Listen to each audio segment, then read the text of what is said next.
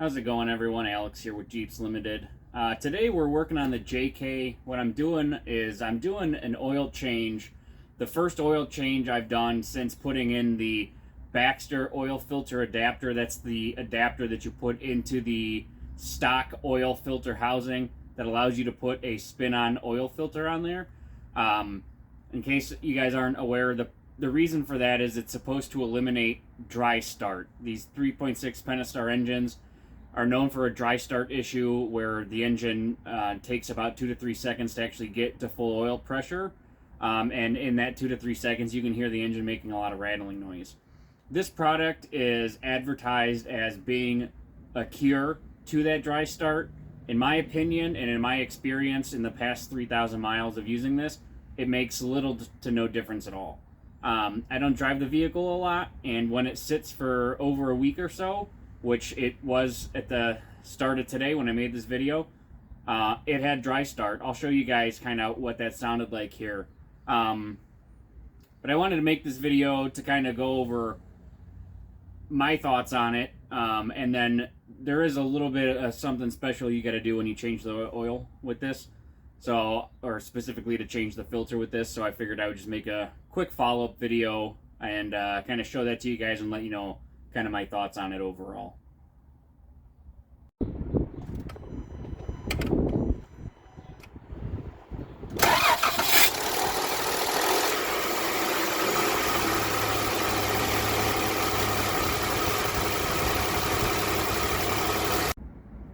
Alright, so my biggest takeaway with this, based off of my experiences with it and with my specific case scenario, it does almost nothing. It's advertised to stop your dry start.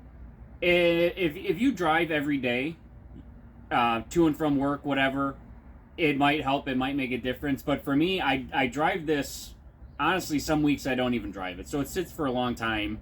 If you're constantly starting it, I could see it holding a prime and making a difference. But in my scenario, it's not doing anything for me. So if you're looking for this as like a solution for a car that it's not driven a whole lot, I probably would do something different. I don't really honestly know what you could do. I've been looking into oil accumulators, which is more or less a pressurized oil reservoir. That might help, but this is just not, I don't think, a good solution. I don't remember, but I think these are like 300 or 350 bucks, which is a lot of money for something that's not really helping. One comment that I saw a lot, and I saw on a lot of other people's videos, is people just suggest priming the oil before you start, which is something you can do on these engines. You hold the gas and the gas pedal all the way to the floor and the clutch pedal all the way to the floor, and you crank it, and it will not start, but it'll turn over. You do that for like 3 or 4 seconds, then you let off for a second, and then you do it for another 3 or 4 seconds, and that's supposed to prime your oil completely. That also doesn't honestly work all that great. It helps. That's what I did when I put this motor in. I actually did that for quite some time to really make sure that it was moving oil. That helps, but it also can still dry start after that, based off of my experiences. And this might be a specific problem for me just based off of other issues I've had, but when I prime it like that and I'm letting it turn over, it's turning over at a low RPM with a low oil pressure. I get cam position sensor codes thrown when I do that. They're easy enough to clear. I just turn it off, clear them, and they go away. But that low oil pressure going through your cam phasers can apparently cause your sensors to get confused and think that you have some kind of problem. So I will show you guys how to prime it like that more toward the end of the video here, in case it's something you're interested in doing. But it's not something that, again, in my experiences, was a good solution either. So like I said, I don't honestly know if there's a good solution to this based off of the way the oiling system works. And now this particular aspect of this oiling system shouldn't be that much different than any other oiling system, but it has a long ways to lift the oil from the bottom of the pan up to this filter housing, and that's kind of, I think, what's causing a lot of the problems. It's got a lot of space to fill, a lot of height to lift the oil before it can then push the oil out of the filter. So, like I said, something I've been kind of looking into is an oil accumulator. Whether or not I'm going to go that route, I'm not really sure. What that is it's depending on the size, it's like 1.5 quarts of oil. It's pressurized. and when the engine has low oil pressure, it actually automatically releases it. That really should fix a dry start issue, because it will have low oil, it will have no oil pressure at startup, and it will push the oil through. That would probably be your best bet, but those are pretty expensive, and I just don't honestly know that much about them. But I am kind of determined to try and figure out a way to stop this problem, because it's a big defect in my opinion, and for all I know, it could have been one of the contributing factors that cost me to blow my previous engine. I'm not really sure. It's just definitely frustrating though, and I'm trying to find a solution to it, and if I do find it, I'm going to share it with you guys so that hopefully maybe it can save you guys some hassle down the road. Alright, one more thing I wanted to mention before I change the oil on this is the oil filter does hold about half a quart of oil in it. That's the point of the design. It fills with oil as it's running. When you shut it off, it has an anti-drain back, so the oil sits in the filter. And with that being said, if you shut this off and check the oil level is going to read on the bottom end of the safe marks on your dipstick. So that's not really something to be concerned about if you see that and think, oh, why is my oil consistently low? It's because it is storing it in the filter, so it doesn't read on the dipstick. One thing I did is I put in an extra half a quart of oil so that when I read the oil level on the dipstick, it reads at a normal height, even with about half a quart of oil in the filter. One reason why I did that is because I'm just almost using this more as like an oil reservoir at this point. It's going to give me an extra half a quart of oil, which is not a huge difference in oil, but it's just a little bit more to help keep it cool, keep it clean. And when running on severe angles, you have a little bit more oil in your pan for the pickup to try and grab. I did have, since running this setup, one time it's happened, it's the only time it's ever happened with this vehicle. I was on a pretty steep incline trying to climb a ledge, and I got a low oil pressure light. I don't really think that has anything to do with this specifically. I think just all the oil ran to the back of the pan longer than it ever has been, and it didn't pick up oil.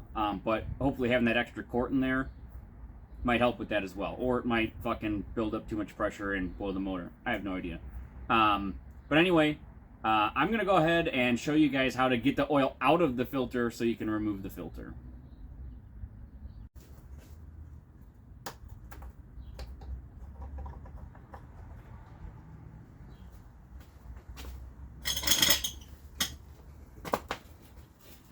Alright, so the first thing you have to do is just remove the fill cap for the oil. I have it spun off, it's loose, sitting on there. You take that off, and then when you install these, there's a little Schrader valve that you put on here, and you use that to get the oil out of this. There's a little cap on it. Take that off, try not to drop it in the valley because it's going to live there forever. And then all you need to do is take 30 PSI minimum, so I've got the air compressor set to 40 PSI here.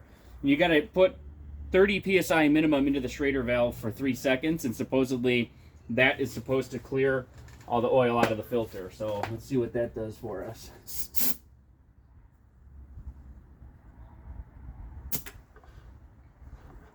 That was 30 PSI, 3 seconds. Now we're just going to go ahead and unspin it and see what happens. I am anticipating this still by dumping a bunch of oil everywhere.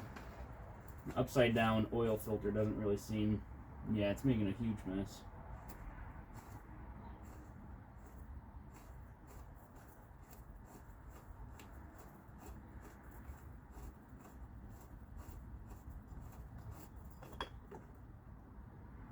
Yeah, that didn't do probably anything. I can almost guarantee all of the oil probably just dumped out of the top of the filter, so that's pretty cool.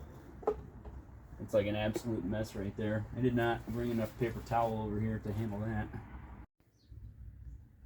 Okay, I'm gonna cut the video right here because I want to address something. It's been a couple of days since I did this oil change, and I noticed that, we'll say, there's not a lot of room around this thing.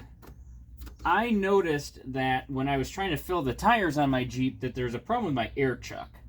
So I don't believe I put any air into this filter when I did this originally. So I drove the Jeep around a bunch. This filter should be completely full of oil.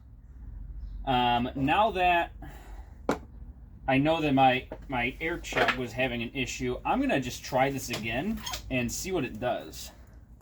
So I've got the regulator set to like 40 or 50. It just says minimum of 30. It should be able to handle a lot of pressure because the system can run it up to 120 psi. So I'm just gonna try this again and make sure that I'm actually moving air.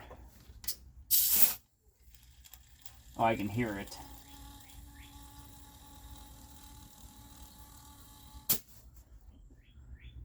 I wonder if I was supposed to take the cap off. I don't remember. I don't think so. I don't think it matters. It shouldn't matter. I could hear it moving around that time. Okay, that's definitely got air in it this time. So, I'm just gonna take this off now. I'll put this on. This is why you don't need to get crazy when you tighten these, because they get tighter as they sit there.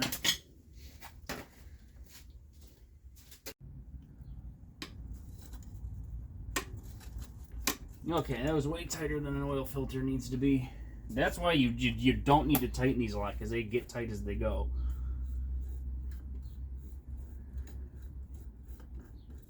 And yeah, not a drop of oil came out of that.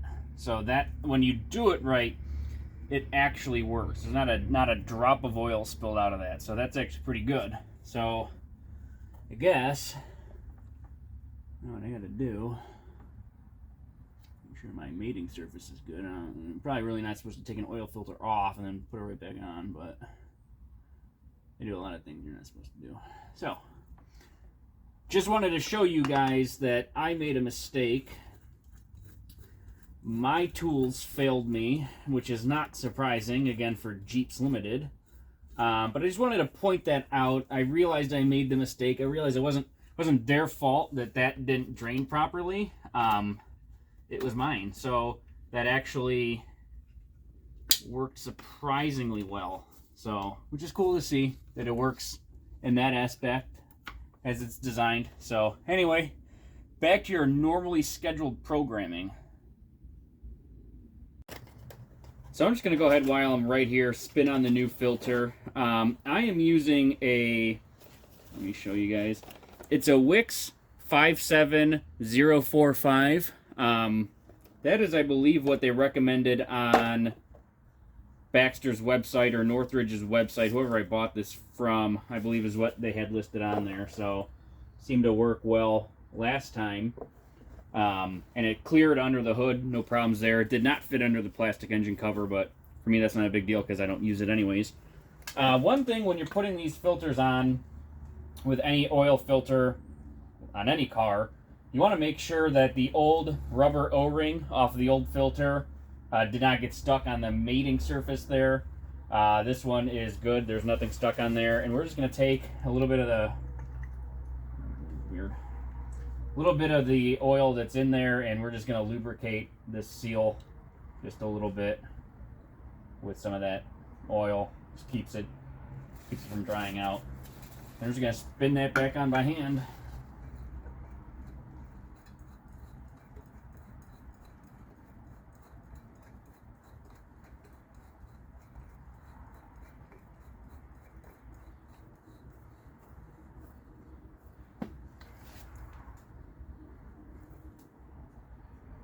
Alright, hand tight is plenty tight enough on any oil filter, so that's good to go. I'm just going to put the little cap back on the Schrader valve that did nothing for us and try not to drop it in the engine.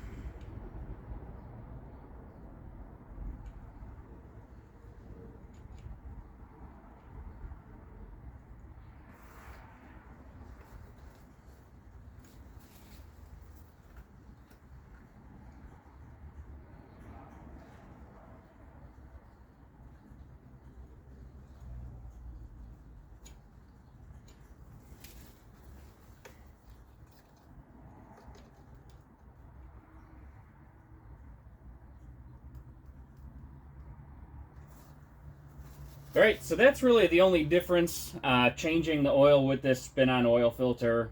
Really pretty simple, just kind of makes a mess, which is a little bit of a bummer. Otherwise, now I'm just going to drain the oil like normal, fill it with, I'm just going to start with 6 quarts, because that's what these take.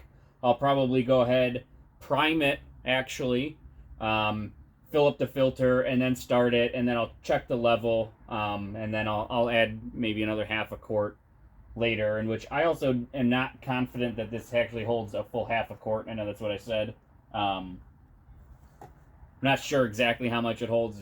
Probably no more than half a quart, but yeah, so I'm just going to go ahead. I'll show you guys, in case anybody doesn't know how to drain the oil and how to fill the oil. So that's what we're going to be doing next. Alright, for anybody that chose to stick around and watch this part, a little education in case you don't know, which is fine. We are under the Jeep. We're going to be just draining the oil here. We are using a 13 millimeter, and I always just drain my oil into a 5-gallon bucket. And the reason why I do that is because, one, it's easier, and two, AutoZone will accept used motor oil for free in up to 5-gallon quantities. So every 4th oil change, when this bucket is full, I just take the bucket in when I'm going to go get new oil, drop the bucket off completely for free, and buy a new bucket. The buckets are like maybe $7, so it's honestly kind of worth it in my opinion. So all we're going to do is break the drain plug free, which shouldn't ever really be super tight, and we're just going to loosen it and remove it, and hopefully not drop it in the 5-gallon bucket. That's kind of the only downside to using a 5-gallon bucket. And it's a cool mechanics trend, and I'm a cool mechanic guy, I'm going to see if I can remove this without getting oil on my fingers. And I did. See, that must mean I'm a cool mechanic guy. I do have the fill plug cap removed, which just helps with oil flowing out. So, and yeah, we're just gonna give this a few minutes to drain.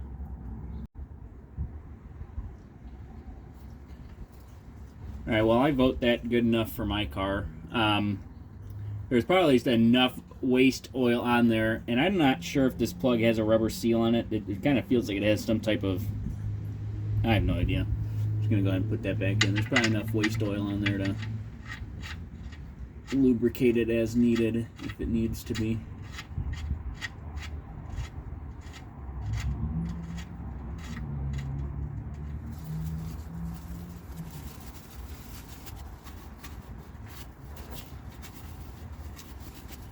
And we're just going to take the wrench. These really don't need to be very tight. You're just putting it into, there we go, that went well. You're just really screwing this into like a stamped steel piece, so just snug it up and don't over tighten it. And now all we need to do is go back up top and fill it with oil. Alright, so we are back up top. So what we're going to do is we're going to take the fill cap off, which was already loose just to aid with draining the oil. It's just located on the right side of the engine right there. We're just going to go ahead and drop our funnel in there. I've been using STP lately, 15W20. The reason why I'm using STP specifically is because it's one of the only oils that I find at my local parts store that's conventional and not synthetic or a synthetic blend or anything.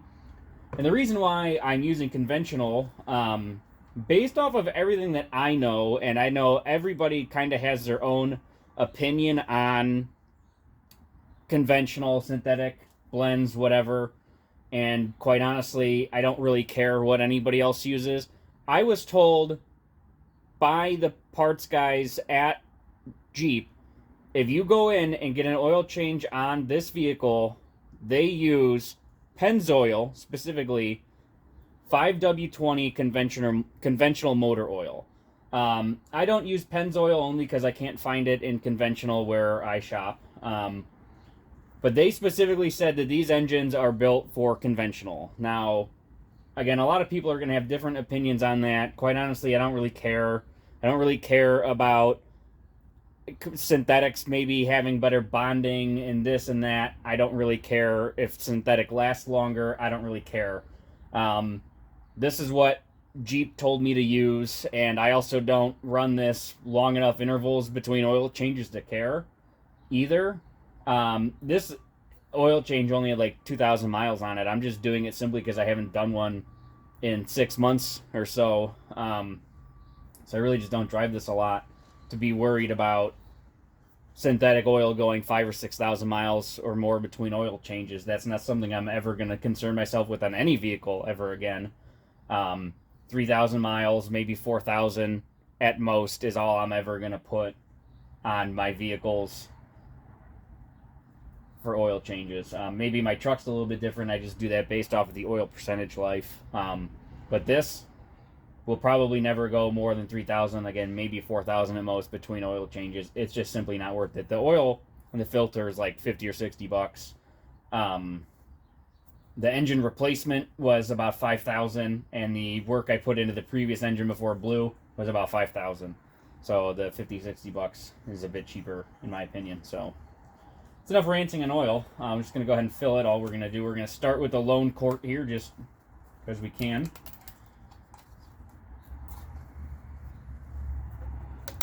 Pull the cap off of that and just go ahead and start filling it. I believe if you hold these correct way, they don't glug as much. This may or may not be the correct way. I don't know.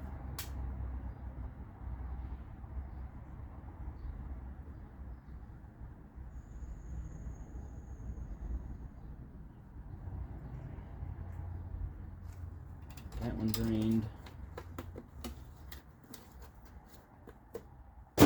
Missed the garbage can.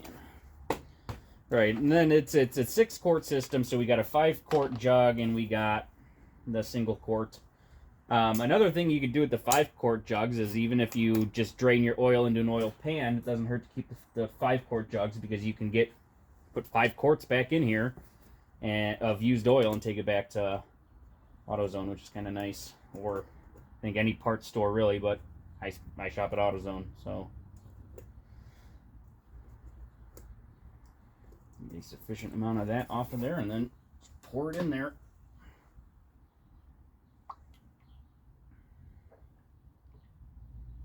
A lot of people too comment about putting like oil additives in here, like the super goopy, I think STP makes it. It's just super goopy and supposed to stick to everything inside the engine. I will never consider putting that in any of my vehicles ever again. I used to put that in here a lot, and I don't remember if it helped with the dry start. That's why I was putting it in here, to try and keep some prime in the lifters. I don't remember if it worked or not, but I can tell you if the manufacturer and the designer of the engine wanted thicker oil, they would recommend thicker oil. Changing the viscosity of the oil is probably not a smart thing to do. They run a relatively thin oil on this engine for a reason, because it runs at a lot of varying different oil pressures. This engine at idle can be as low as 5 psi of oil pressure, which seems crazy low. And at like under a heavy load, under a heavy acceleration, it can run up to 120 psi of oil pressure. So changing the viscosity of it doesn't really, I think it's a terrible idea in my opinion. They designed it this way for a reason. Yes, I don't think the design was probably all that good in my opinion. That has nothing to do with engines. I'm professional, just not professional in that. But yeah, I will never put that in any of my cars again. Maybe I'll put that in my YJ with this 4-cylinder, 4.0, whatever it has in it. Maybe I would put it in there, but I would never put it in something with a sensitive oil system like a dual overhead cam vehicle. So that is another thing that could have potentially led to the demise of my previous engine. I really don't know, but in my opinion, it's not a smart thing to do. So we've got all 6 quarts dumped in there. The only thing left to do is take our funnel out, put our cap in. It actually doesn't hurt. There is a seal on this one. You could try and just get a little bit of residue oil out of that filter and put it on. There's a little rubber seal in there. Just, again, helps it keep it from drying out. So, all right, I am going to show you guys how to manually prime this, just so that everybody is aware in case you're interested. In this application with this oil filter adapter, it seems to me like it would make sense to go ahead and prime that and fill that with oil prior to starting it. So, because that's kind of the point of it. So I'm gonna jump inside the Jeep and I will show you guys how to do that. All right, so we are sitting here in the Jeep. What we're gonna do, we're gonna take the key, I'm gonna turn it to run. I'm putting the gas pedal all the way down to the floor, and I'm putting the clutch all the way down to the floor, and I'm gonna crank it like that for, let's call it 3.5 seconds. Okay, and we're gonna stop and we're gonna wait just a second, and now we're gonna crank it again for another 3.5 seconds. All right, and that is how you prime that. My check engine light is on right now because the key is in. It was flashing though, so we'll see. I'm gonna start it up here, just normal start, clutch in, and we'll see if I get a check engine light, and we will also see if we get a dry start from doing that. I'm actually gonna go ahead and move the camera maybe somewhere where it might pick up the dry start a little bit better. Don't mind the tennis ball. Here we go.